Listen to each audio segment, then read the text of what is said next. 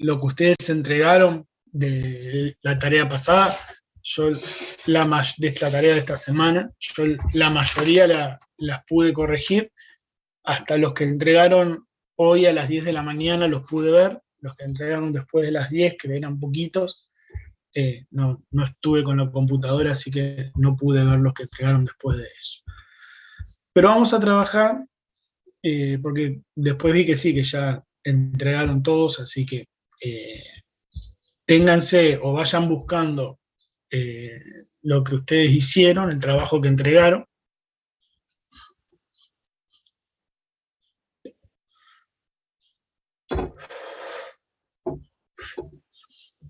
Y como notificación común para todos, para poder trabajarlo y que quede un trabajo parejo, hecho para todos, lo que pude ver es que muchos, la mayoría, se centró en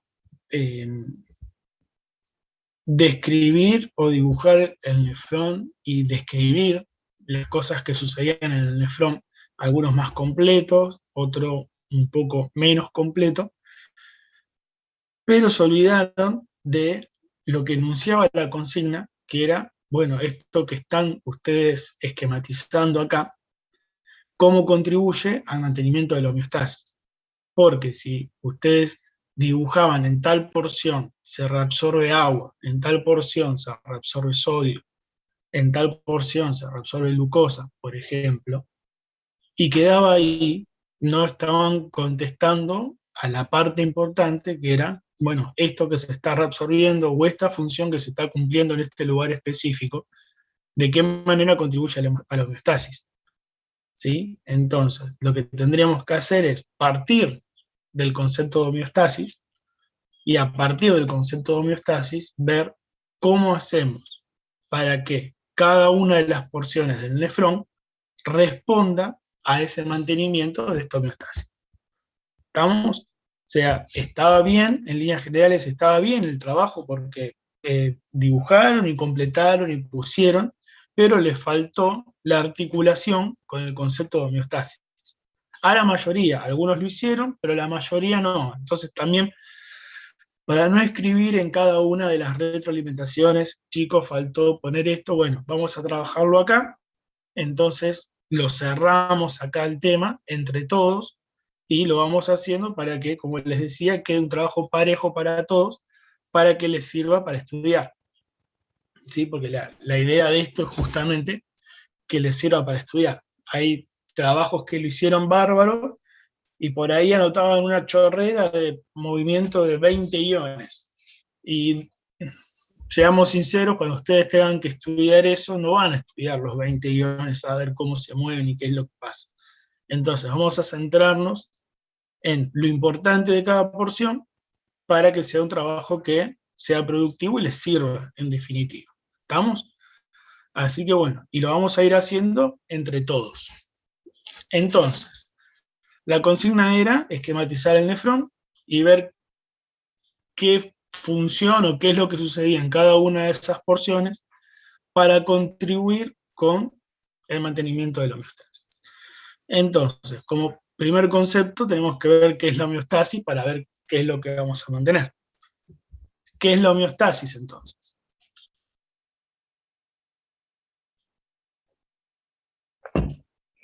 Mantener en equilibrio ciertas condiciones del medio interno. Mantener constante, mejor dicho. Bueno, entonces, ¿qué es el medio interno?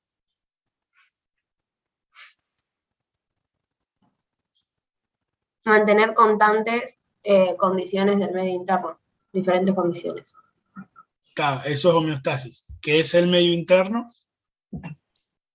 El líquido extracelular. Constituido por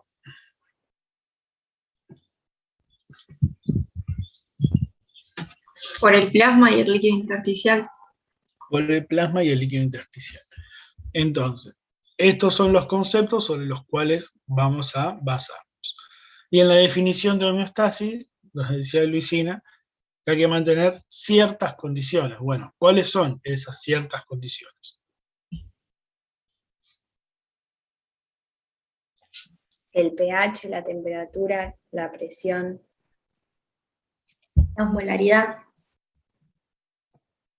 El volumen.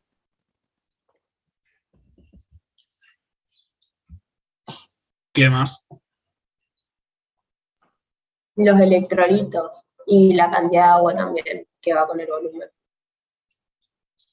¿Qué más? Nutrientes, ¿Qué más? O esos nutrientes, ¿cuáles son los nutrientes? La glucosa. Sería la glicemia. ¿Qué más? Aminoácidos. ¿Qué más?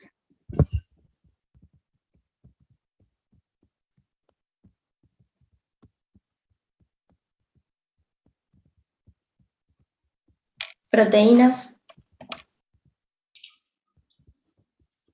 ¿Qué más? Calcemia. ¿Qué más? Los gases, también. Oxígeno y dióxido de carbono.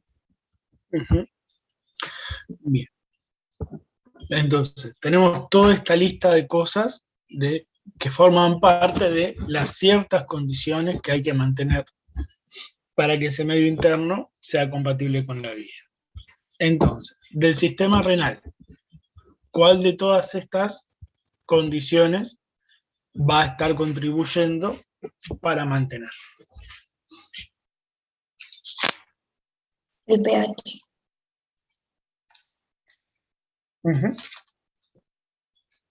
la presión arterial, ujú, La osmolaridad. ujú. La absorción de nutrientes. Volumen.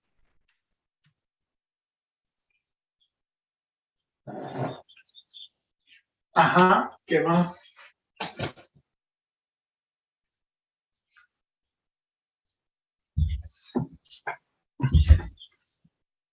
El equilibrio electrolítico.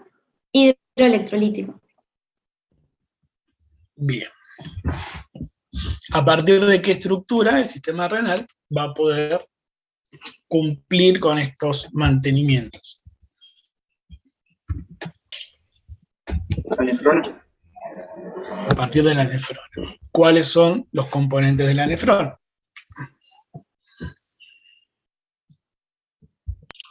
Glomérulo renal. Los túbulos contorneados proximal y la asa de Gémenes. El túbulo colector. La cápsula. Dentro de la túbulo renal, la cápsula. Entonces vamos a organizarlo de nuevo. El glomérulo y de ahí en adelante Cápsula.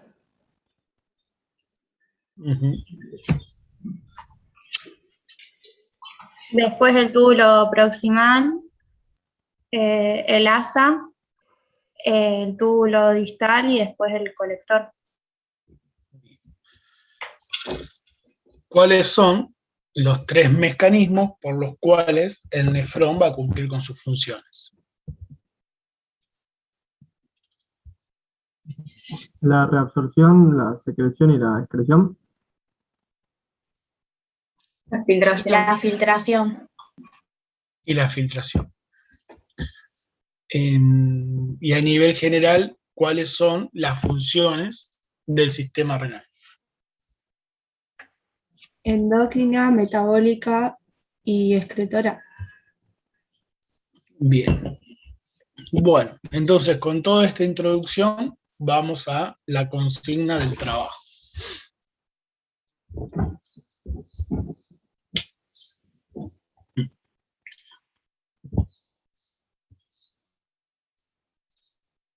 ¿Dónde, en qué lugar del nefrón se empieza a contribuir con lo que tiene que ver con la consigna.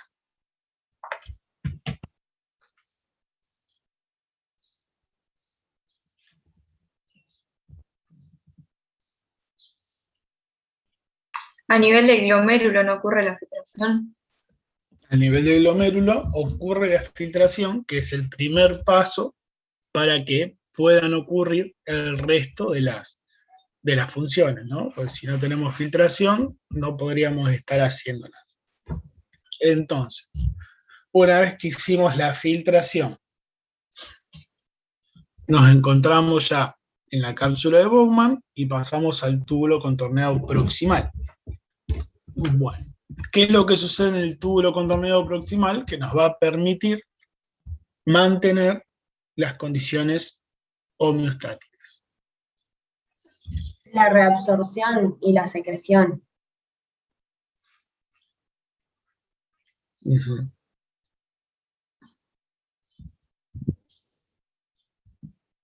Ustedes se dan cuenta, chicos, que les pregunto y les pregunto sobre lo mismo y que por ahí tendría que haber sido ya algo que salga fluido directo, ¿no? Porque, o sea, les hago una pregunta, contestan una palabra y les tengo que volver a preguntar sobre esa palabra. Entonces, todo esto es también práctica para sus exámenes orales. No podemos hacer 10 preguntas para llegar a ver qué era la homeostasis y qué era el medio interno.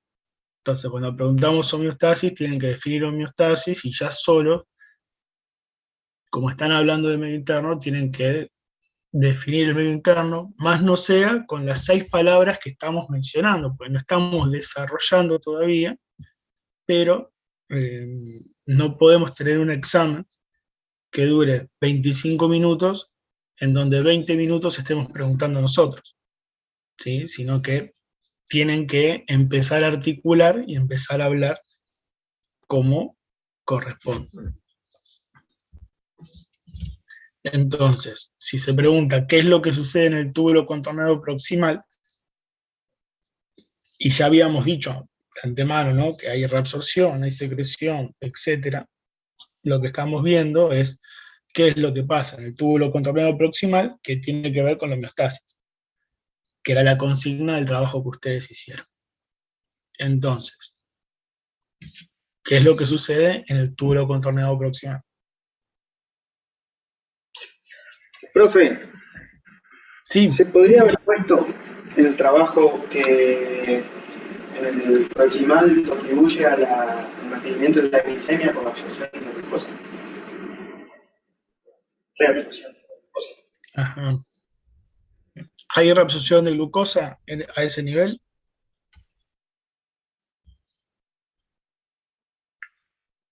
¿Sí?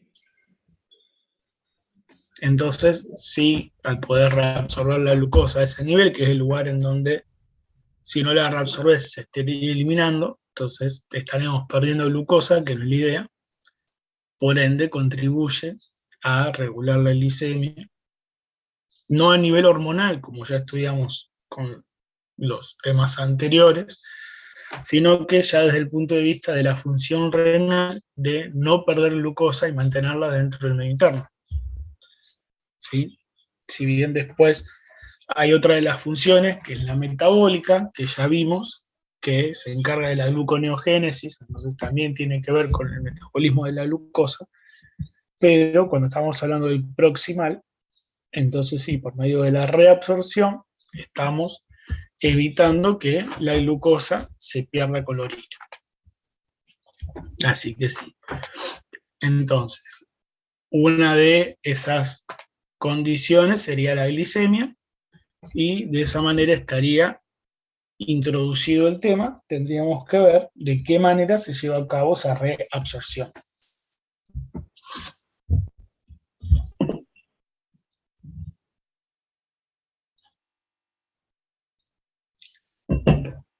Hay un transportador que va a pasar o sea, va a llevar la glucosa junto con sodio, o sea, es un transporte secundario, y le permite ingresar primero a la célula del túbulo. Y desde la célula del túbulo hacia el medio interno, digamos, va a pasar por el transportador GLUT que dimos. Ujú. Bien. Bárbaro, entonces con eso ya tenemos esa primer parte de una de las condiciones que es la glicemia y que se lleva adelante en el tubo contorneado proximal. Perfecto. ¿Qué más sucede ahí?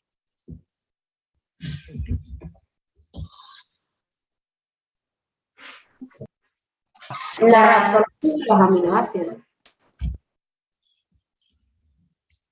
La reabsorción de aminoácidos. Bien.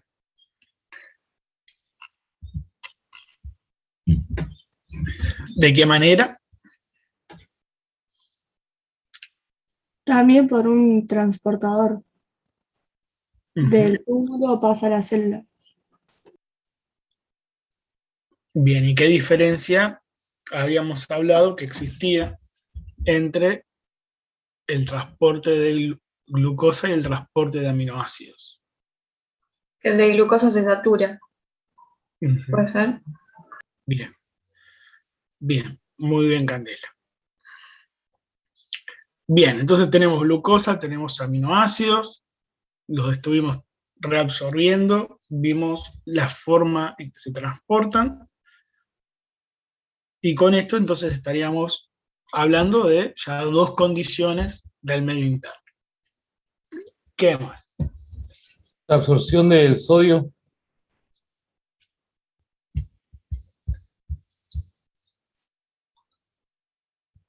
La absorción del sodio. No, reabsorción de sodio por Reabsorción, transporte activo. reabsorción del sodio por transporte activo. Ujú. Y esto, a ver, vuelvo a decir, estamos hablando de condiciones de la homeostasis. Y ustedes en el trabajo lo que hicieron fue poner se reabsorbe glucosa, punto. Se reabsorbe aminoácidos, punto. Se reabsorbe sodio, punto. Entonces, vamos a situarnos en la consigna, que es hablar de homeostasis. Entonces, vamos a hablar de qué es lo que sucede en relación a la homeostasis. Ya, de otra manera ya no sé más cómo planteárselos.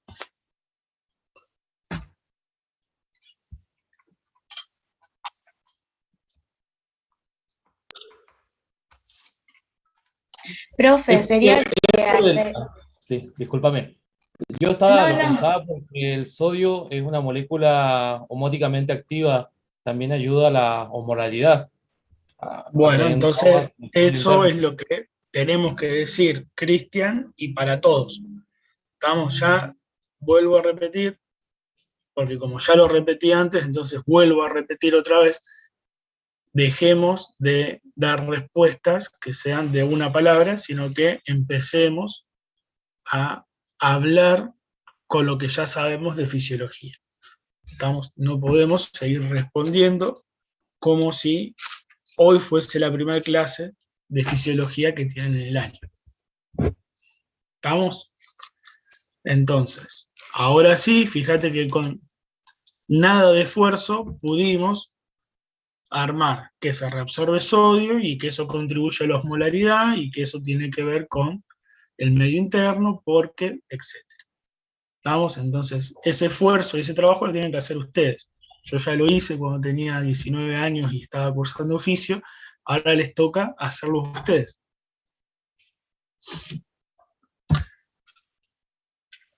Profe, acá el Sí. agua, digamos, queda rociada con el sodio, ¿no? Ahí yo Se creo te, que torsión de se te entrecortó todo, no te escuché nada, Augusto. que acá yo en el trabajo le había puesto reabsorción de agua, digamos, es gracias al transporte de sodio. Claro, en este lugar, O viene más por el lado de que esa parte es permeable al agua. es permeable al agua justamente porque por estructura es permeable al agua y a su vez porque justamente al moverse el sodio, como ya estudiamos las características del movimiento del sodio, ¿sí? Entonces, al moverse el sodio, arrastra agua consigo. Así que bueno, estamos moviendo sodio, estamos moviendo agua, y esto entonces ¿a qué relación con la homeostasis nos va a llevar? Profe, ¿sería Presión. mantener constante el volumen del líquido? A mantener constante el volumen del líquido, perfecto. Dentro de esto, ¿a qué más? Porque se acuerdan que cuando hablábamos de esto, había un montón de relaciones que se establecían en cuanto a variables homeostáticas por el solo hecho de estar moviendo sodio y agua. Entonces, mantenemos el volumen, la osmolaridad, ¿qué más? La presión. La presión, también en cierta manera, ¿qué más?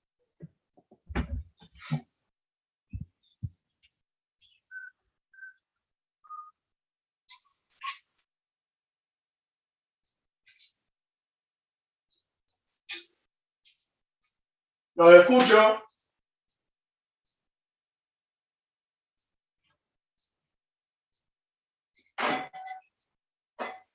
El equilibrio iónico y todo eso generaría el equilibrio hidrosalino. El equilibrio hidrosalino. Fíjense, están diciendo que están moviendo sodio y están moviendo agua. El sodio es la molécula que forma ¿qué compuesto conocido?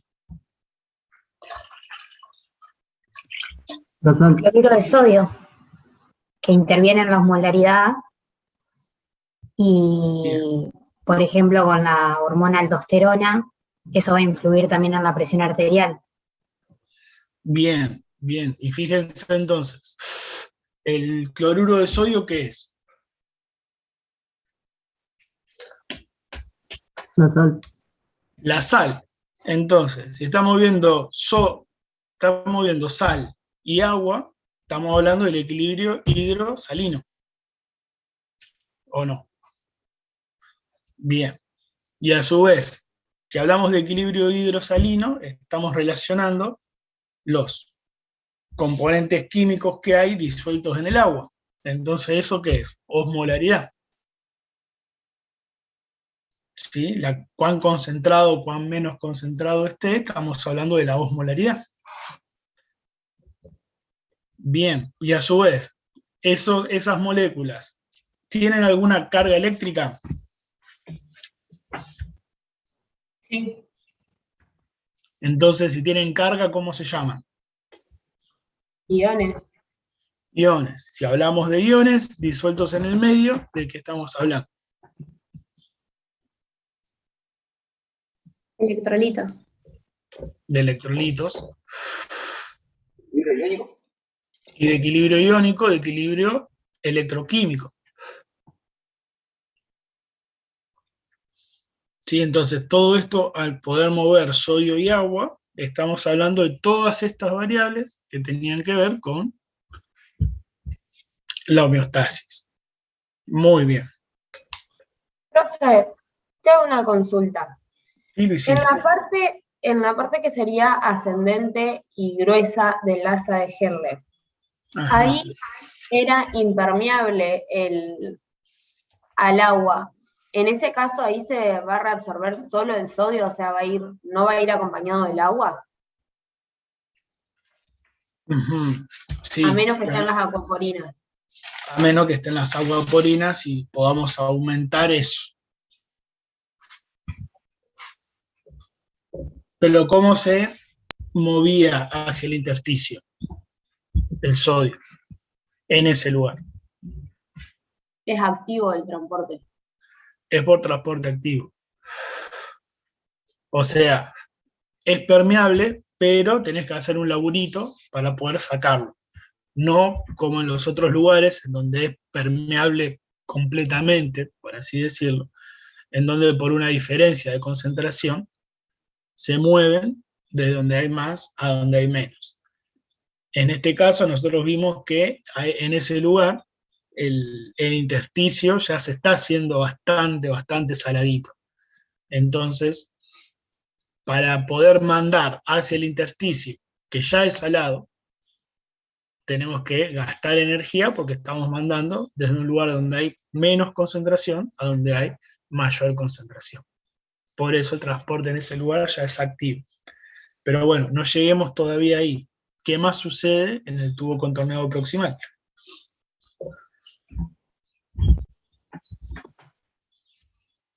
La secreción de potasio e hidrogenión.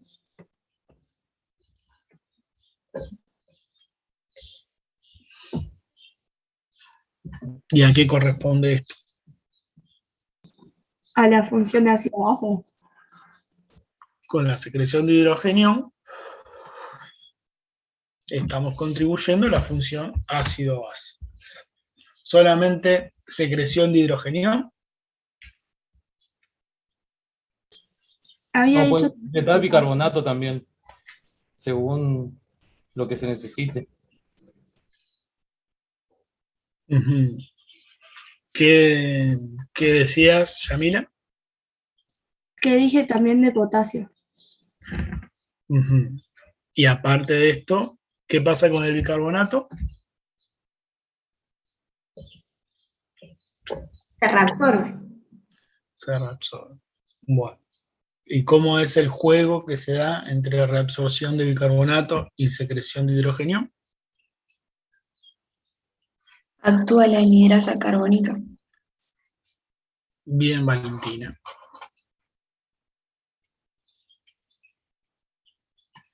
¿Cómo funcionaría esto?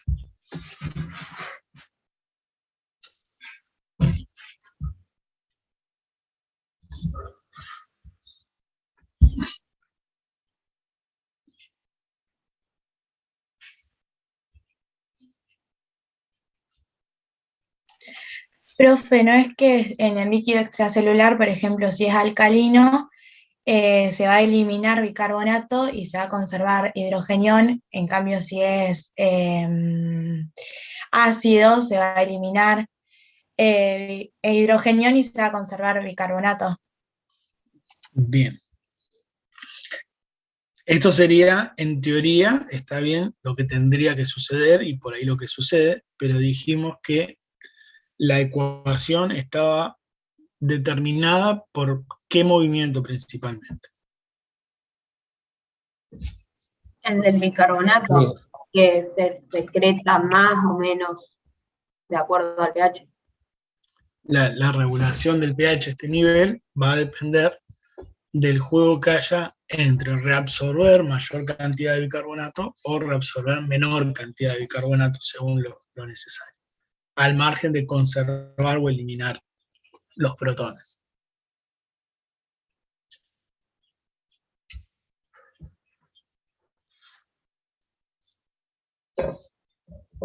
Bien.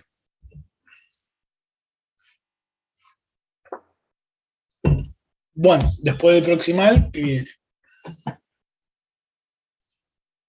El asa de Hendler. Bueno, ¿qué es lo que sucede en el asa de Hendler?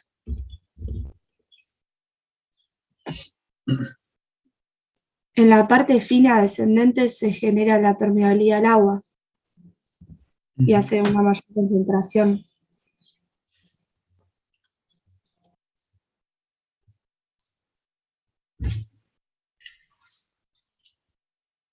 Mayor concentración en dónde? En el asa, y por tanto es el medio hiperosmolar. Una mayor concentración. Mayor concentración dentro del túbulo. Sí. ¿Sí? Bien. Entonces, la primera porción, que es la descendente, es la delgada, es permeable al agua, entonces el agua sale, y como sale el agua, el contenido del túbulo se empieza a concentrar, ¿no? A ser hipertónico sería... Empieza a ser hipertónico. Bien. ¿Y qué es lo que sucede ahora sí con lo que preguntaba Luisina antes, con la parte ascendente?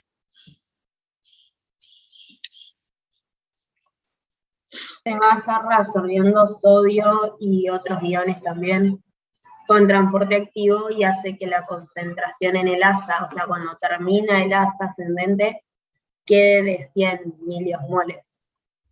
Ujú. ¿Y esos 100 es mucho o es poco?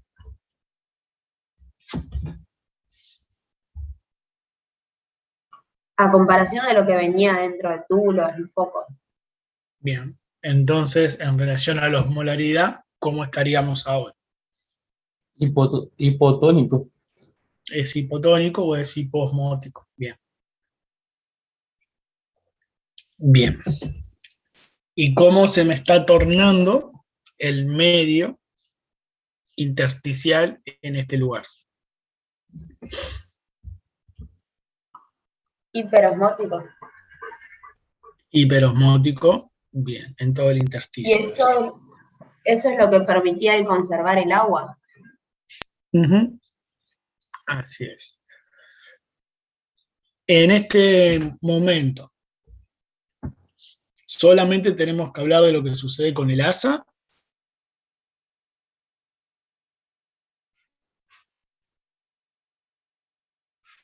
¿No está el gradiente Con los vasos. también? Ujú. Con los vasos. ¿Qué vasos y qué es lo que sucede?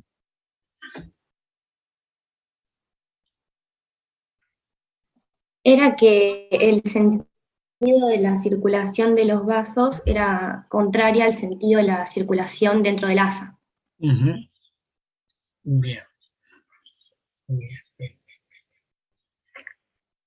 Entonces, ¿qué es lo que sucede con ese plasma que está acompañando al nefrón en esa porción?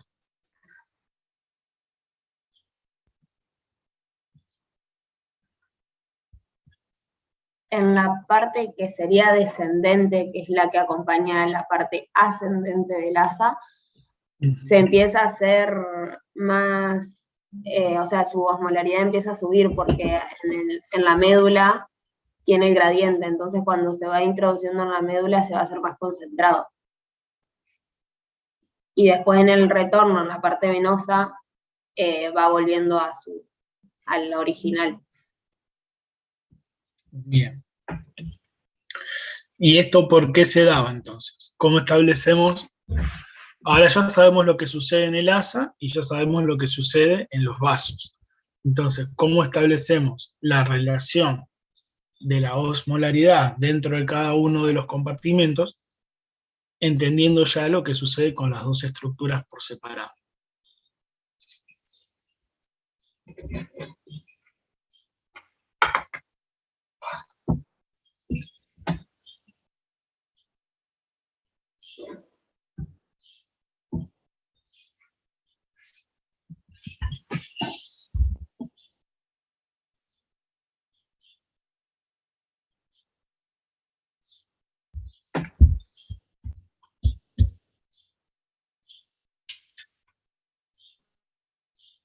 Profe, no sé si es esto, pero puede ser que el agua se va a mover hacia donde haya una mayor concentración de, ¿cómo decir?, de electrolitos para equiparar las soluciones.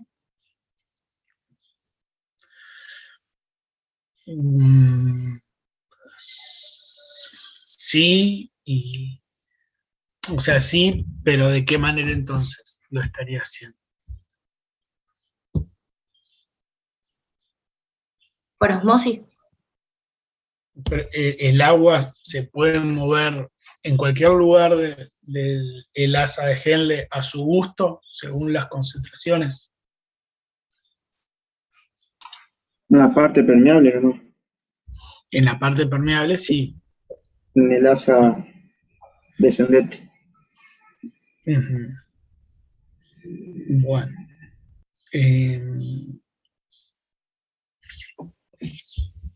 Entonces, con todo esto, estamos hablando de qué variable homeostática.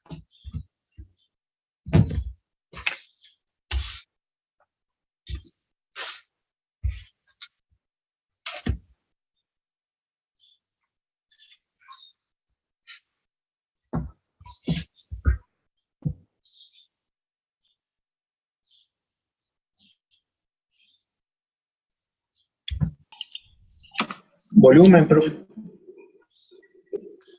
Volumen y qué más. Osmolaridad. Osmolaridad. Bien. Bueno, ¿cómo sigue después?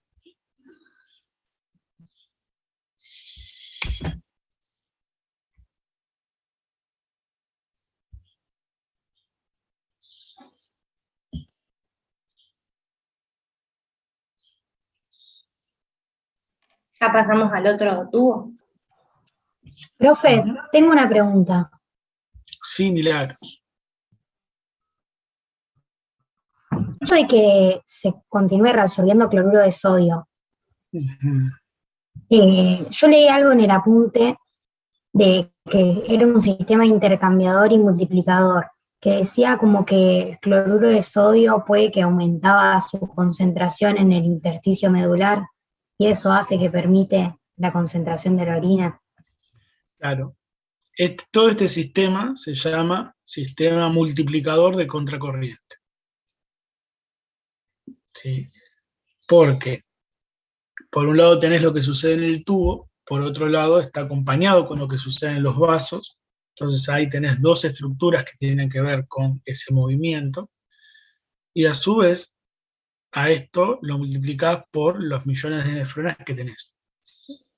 Entonces, el sistema de contracorriente, ya Victoria nos dio pie de qué era el sistema de contracorriente, y todo el conjunto con lo que sucede al relacionar lo que sucede en el asa con lo que sucede en el vaso, es el mecanismo de multiplicador de contracorriente.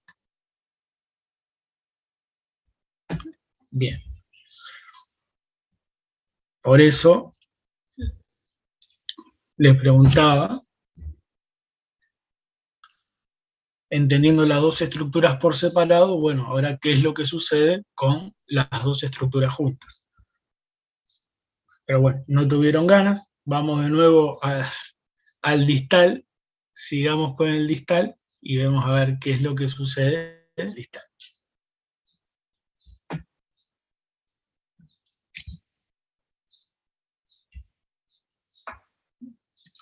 Y ya que estamos, hagamos la porción distal de la nefrona, que es tubo contorneado distal y colectores. Hagámoslo juntos, porque es más o menos parecido a lo que sucede.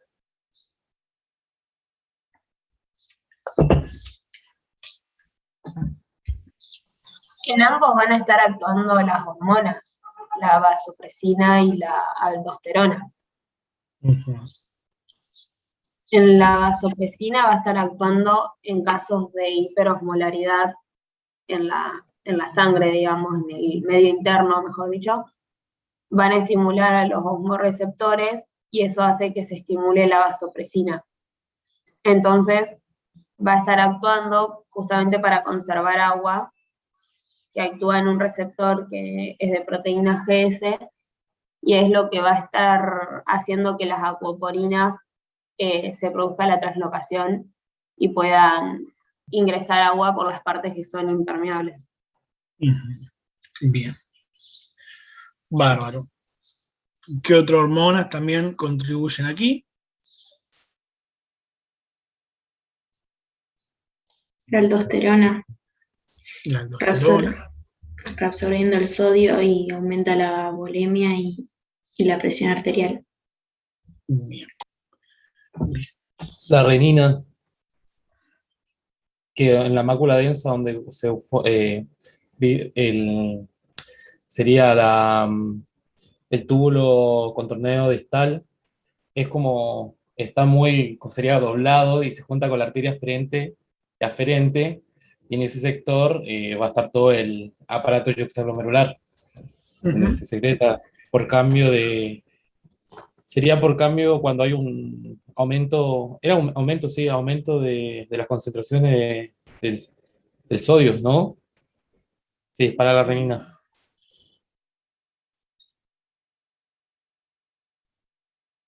Sí.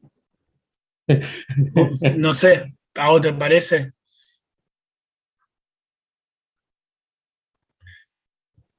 A ver. ¿No es cuando la presión está disminuida? que Y la es cierto? presión, ¿Vos para qué largas renina? Para que se active el sistema. Renina, angiotensina, aldosterona. Con eso buscabas que la presión arterial se vuelva a elevar. O sea que lo que te daba origen a eso era la disminución de la presión. Si está disminuida la presión, la concentración de sodio no puede estar aumentada.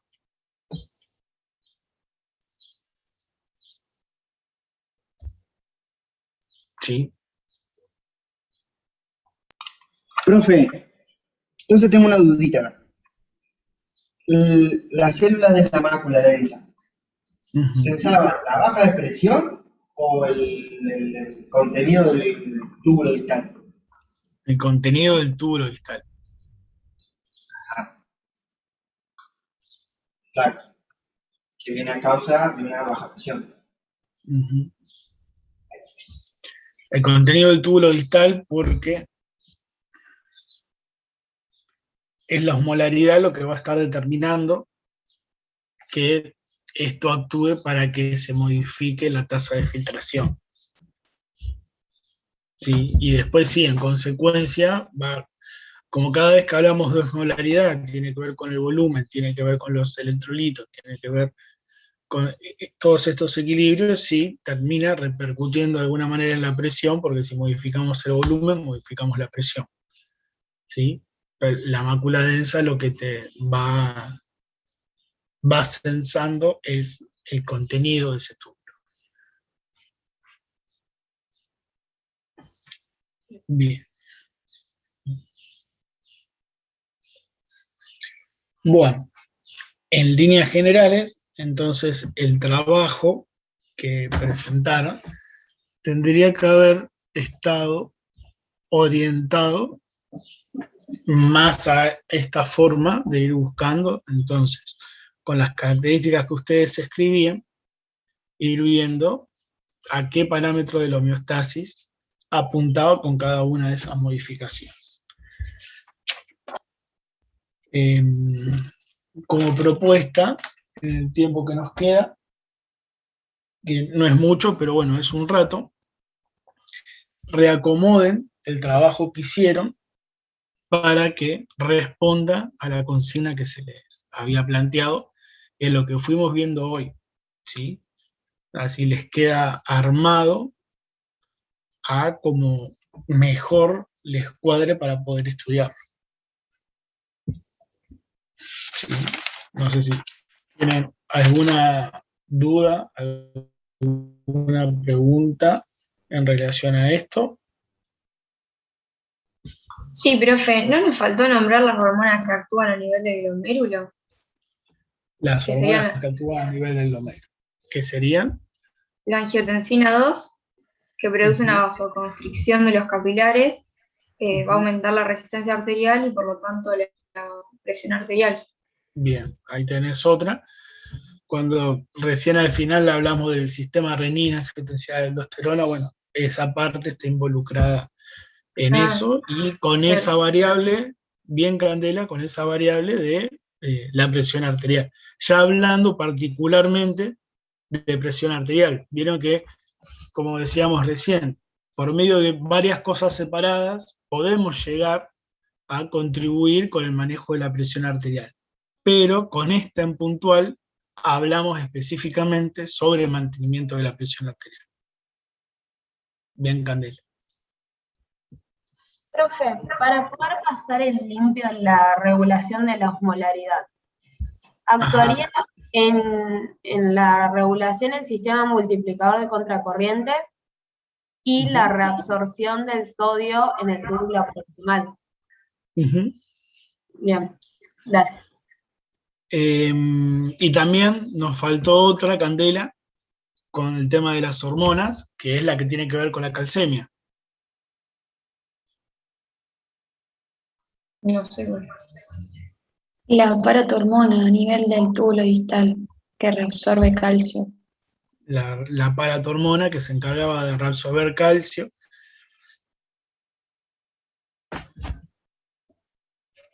Y a su vez también qué función tenía la paratormona sobre el sistema renal en relación a la calcemia. Transformar el 25 hidroxicolicalciferol a 1,25 de hidroxicolicalciferol en la vitamina D activada. Ajá, bien. También yo tenía algo con la hormona, ¿viste? La eritropoyetina. Ajá. También se forma la eritropoyetina cuando hay una hipoxia o falta de aire, secreta, y bueno, esta va hacia la parte de la médula y forma eritrocitos para poder transportar mayor oxígeno. Bien, perfecto. Fíjense esta relación que la trae como algo nuevo que no habíamos hablado, si bien hablamos de la eritropoyetina, pero si vamos a hablar de condiciones homeostáticas, entonces bueno, el mantenimiento también dentro de las condiciones homeostáticas era la presión de los gases, que creo que Mateo nos había dicho. Entonces siempre nos centramos con el transporte de gases y este tema con sistema respiratorio. Pero fíjense, en sistema renal también, como con la eritropoyetina, tratamos de contribuir a ese movimiento o ese mantenimiento de las presiones parciales de los gases respiratorios. Así que, bien. Muy bien. Va. Yo no tengo hipoxia. Me llegó el oxígeno al cerebro. Se destapó el coágulo que había. Andás a ver para dónde fue ese coágulo. Tener cuidado que no vaya a algún otro lugar importante. Tratemos de desintegrarlo. Sí, Milagros. Los péptidos natriuréticos, no sé cómo se dice, ¿los tenemos en cuenta? Sí, más vale. Más vale porque el péptido natriurético auricular lo que hace, vos fijate en el nombre. Vos cuando hablas de hormona antidiurética, ponele. La hormona, el nombre, te está diciendo lo que está haciendo. ¿Sí?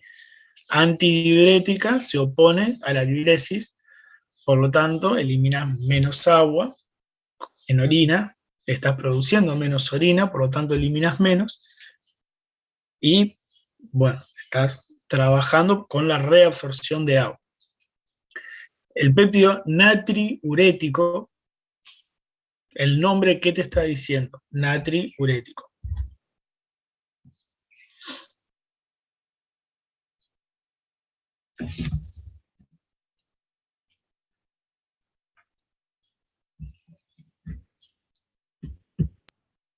Promueven la natriuresis. ¿Qué es la natriuresis? La excreción de sodio y agua, ¿puede ser? La excreción de sodio de agua. ¿Y cuándo vas a querer aumentar la excreción de sodio y agua?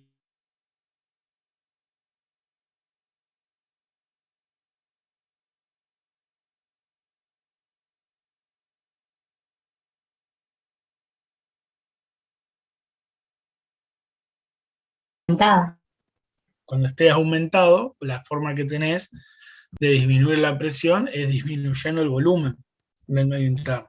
Entonces, al hacer una natriuresis, estás excretando mayor cantidad de sodio, por lo tanto, al sodio lo acompaña el agua. Entonces estás disminuyendo el volumen. Por eso se llama, el nombre completo es natriuresis de presión. Porque justamente esto contribuye a que cuando hay elevada presión arterial, contribuye a poder disminuir.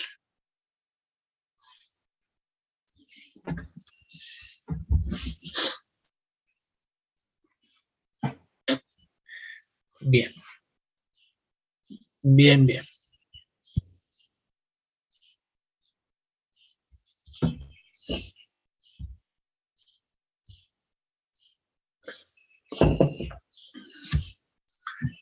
¿Hay una consulta más, chicos?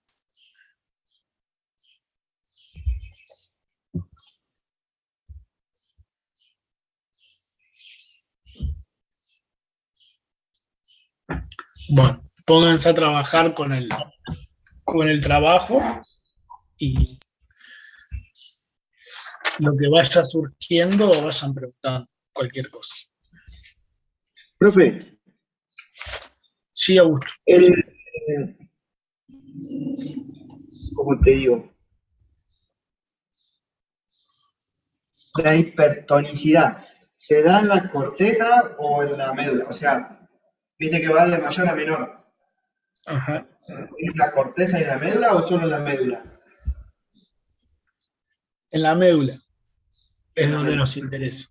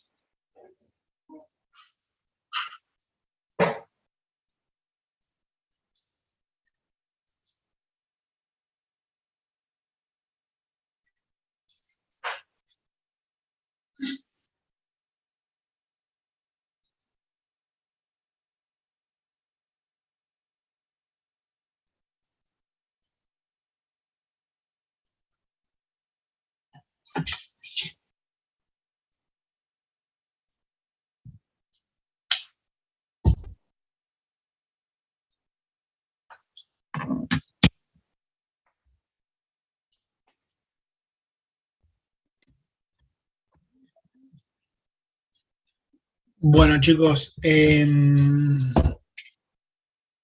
¿entendieron más o menos cómo rearmarlo entonces a esto, al trabajo este? Bárbaro. Vamos a hacer lo siguiente en el rato que tenemos, ya que están trabajando y están tan concentrados. Vamos a tomar parámetro presión arterial y con lo que vimos en práctico, con todo lo que fuimos hablando y desarrollando, entonces vamos a ver, vayan haciendo un esquema rápido, en boceto, digamos, en borrador, de cómo el sistema renal contribuye para la regulación de la presión arterial.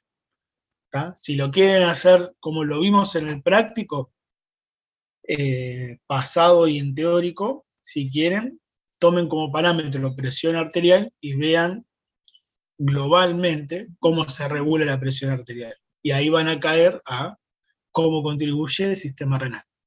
¿Sí? Vieron que tenemos una regulación rápida, que ya vimos, una regulación lenta por medio del sistema renal. Bueno, si quieren, tomen como parámetro la presión arterial y empiecen a esbozar cómo se regula. Vieron que ya vimos también cómo se regula cuando está disminuida, cómo se regula cuando está elevada. Así que vayan trabajando especialmente sobre, en este ratito, sobre ese parámetro. Vamos que ustedes lo pueden hacer. Ya tienen todo, es cuestión de organizarlo nomás.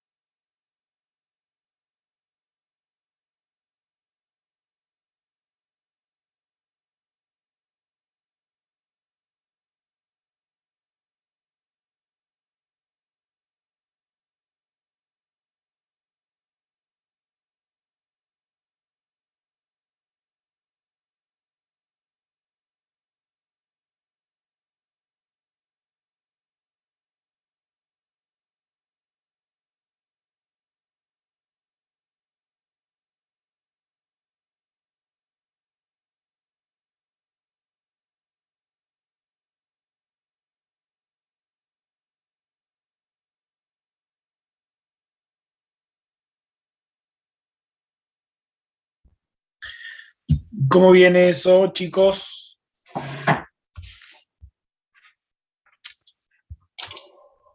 Ahí va.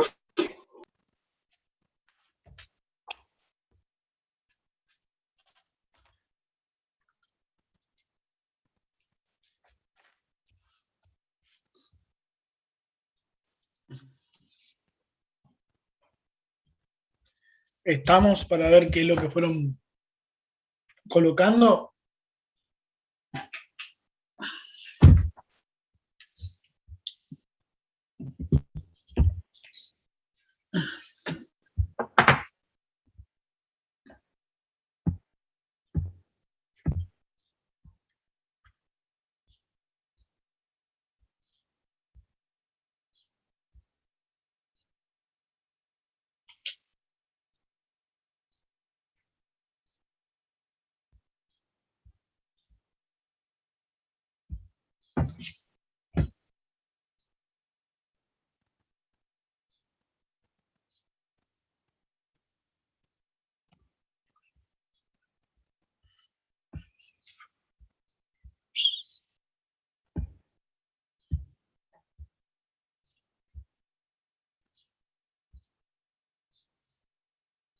Bueno, ¿quieren volver, chicos?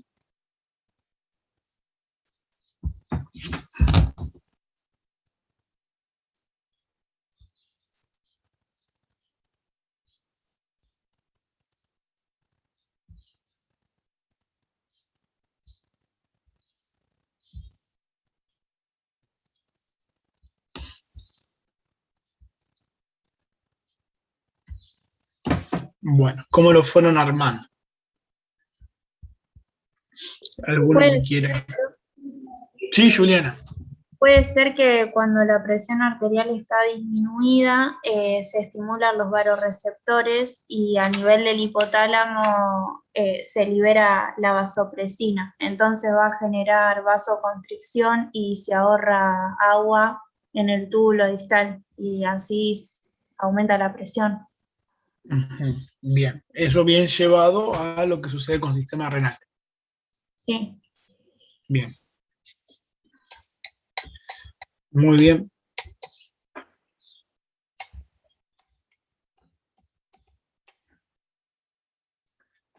¿Y quién puede compartirnos lo que sucede en caso contrario? Profe, yo también puse cuando la presión está baja a nivel de la mácula densa, lo que ocurría. Contanos.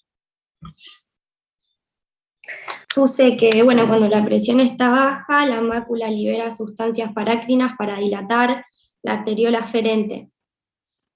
Entonces hay un mayor volumen y mayor presión. Y estimula a las células yuxtaglomerulares para que secrete renina, y bueno, a través del sistema renina, angiotensina, aldosterona, aumenta la presión. Bien. Muy bien. Muy bien, muy bien, muy bien. Muy bien armado eso.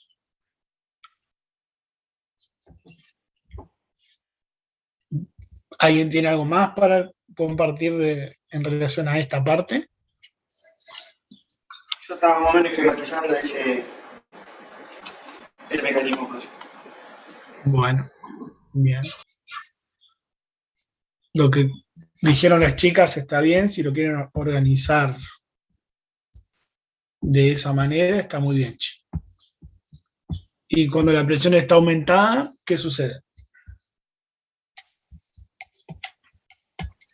Profe, yo leí una parte que decía que la enzima convertidora de angiotensina también degrada la bradiquinina. Y eso va a causar también natriuresis, que es lo que hablábamos del péptido natriurético también. ¿Dónde se sintetiza el péptido natriurético? En el ventrículo del corazón. ¿Cómo se llama? Células miocárdicas. Péptido natriurético auricular. Entonces sí, se sintetiza a nivel del miocardio, de las células del corazón. Perfecto. ¿Y por qué el corazón va a poder sintetizar este péptido? ¿O cuál es el... ¿Por qué justo el corazón? Porque con todo lo que vimos de corazón y circulatorio, es un buen lugar en donde haya una secreción de algún tipo de hormona, en este caso, que tenga que ver justamente con la regulación de la presión, ya que el corazón se encarga de ir aumentando o disminuyendo la fuerza de contracción para que eso repercuta con la presión. Entonces, bueno, el corazón es un buen lugar para que se pueda sintetizar esto. Y este péptido natriurético, entonces, va a tener la función que habíamos visto anteriormente, aumentando la excreción para disminuir el volumen y de esa manera disminuir la presión. Bien. Y a nivel general, Profe, todo esa esto es lo que sería, tiene que ver. Sí, Victoria. esa sería la regulación rápida.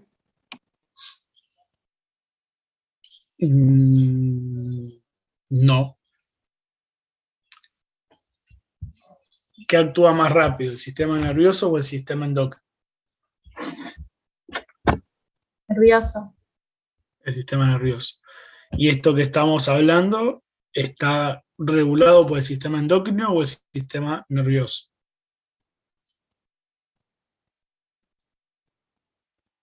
Sistema endocrino. Endocrino.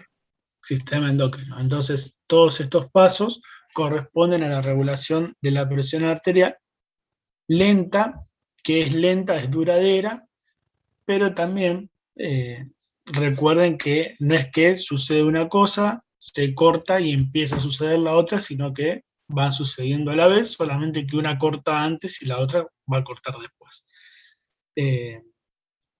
Y entonces, todo esto es sobre regulación endocrina de la presión arterial, o regulación lenta. Con la regulación rápida o nerviosa, ¿cómo hacer? Profe, perdón. Los receptores. Sí, Augusto, sí, Luisina. Hay algo que no termino de entender en el péptido natriurético. Ajá. ¿Cómo es que, o sea, cuando es secretado por las partes del corazón, las células del corazón, cómo actuaría para poder reabsorber el sodio y el agua en el riñón? Es que no los reabsorbe. Excreta. Justamente hace lo contrario. Si los reabsorbe, los manda de nuevo para la sangre. Lo que hace es lo contrario. Los secreta o los deja de reabsorber para que se mantengan dentro del túbulo. Y al estar dentro del túbulo, entonces se van a ir eliminados con la orina. Hace una secreción, aumenta la secreción de sodio hacia la luz del túbulo, entonces al secretar sodio hacia la luz del túbulo acompaña el agua, le está sacando agua a ese medio interno, eliminás mayor cantidad de orina y disminuiste la volemia o el volumen de sangre dentro de esos vasos. En consecuencia, la presión arterial que estaba aumentada termina disminuyendo.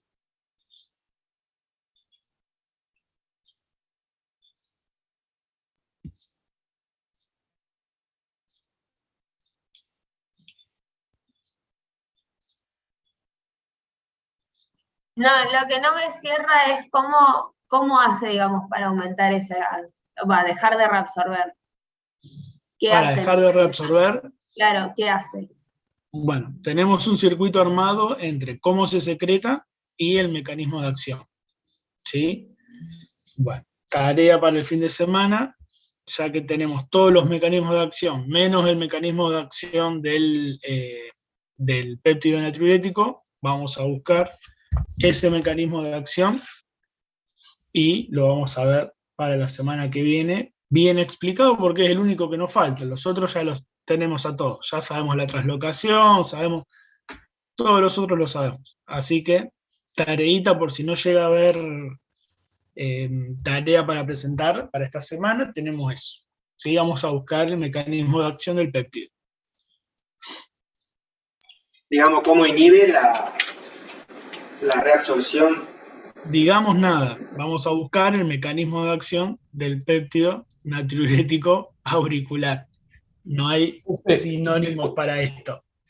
Puede ser que el péptido natriurético inhiba la vasopresina, y la vasopresina al hacer permeable al túbulo proximal y distal, porque van a variar si es permeable o no permeable, hace eso como que hace que que la vasopresina no se active, sería, y eso hace que no sea permeable y bueno, se elimina el agua, no se reabsorbe.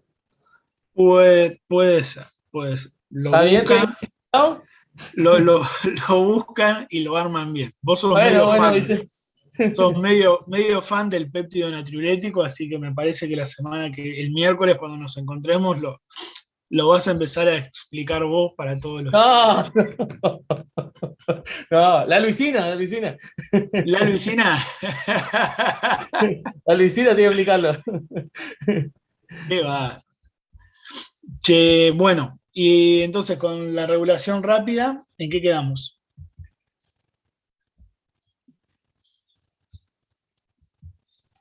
Profe, puede ser que sea a nivel de los vasos con la vasodilatación o la vasoconstricción. O sea, el sistema nervioso autónomo con el sistema nervioso simpático y el parasimpático. Tiene que ver con eso, pero ¿cómo es el mecanismo?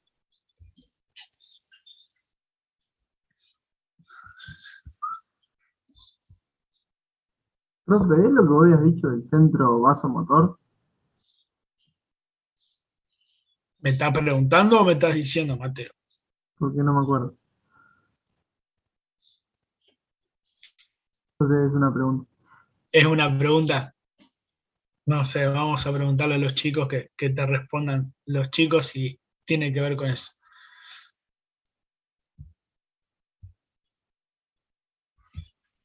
Creo que sí.